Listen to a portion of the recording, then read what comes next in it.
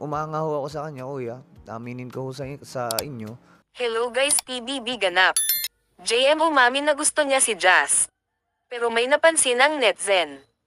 Ang suot nga daw ni JM na jacket ay matagal na ito dahil magkasama pa si JM at Sofia nang suot ni JM ang jacket. Kaya sabi ng netizen ibig sabihin ay matagal nang umamin si JM. At ngayon lang pinalabas para matakpan ang isyu na may gusto itong si JM kay Sofia dahil mas gusto nila elayag si JM at Jazz.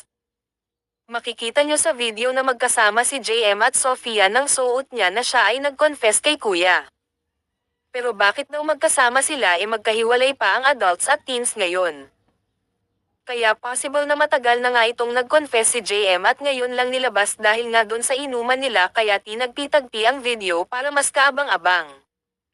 Kasi sa latest live ay bukang bibig ni JM si Sofia. Sinabi nga ni JM na mahalaga daw si Jazz sa kanya dahil kamukha ito ng mama niya at nakikita ni JM kung paano ito mag-alaga kagaya ng sa mama niya.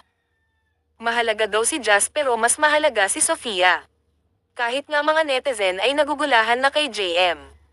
Kahit sinabi niya na may gusto siya kay Jazz hindi pa rin nawawalan ng pag-asa ang mga Jamefiang fans.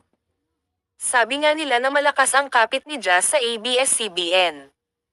Kaya possible daw na maging big winner ito. Alam naman natin na ilang beses na din naligtas sa nomination si Jazz. Kaya hindi biro makalaban ito.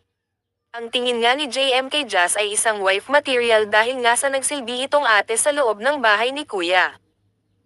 Kung pagbibigyan daw ng pagkakataon sabi ni JM ay baka paglabas ay ligawan niya si Jazz at ipagpatuloy ang nararamdaman.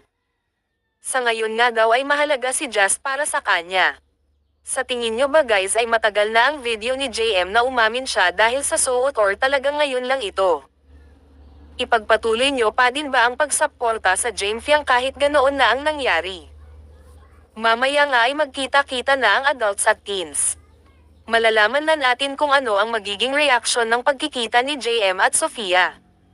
Matapos ang isang linggong hindi nagkita. Kapanapanabik din ang muling pagkikita ni Jazz at Sofia matapos ang rap battle. Abangan dito sa channel mag-subscribe para lagi kang updated.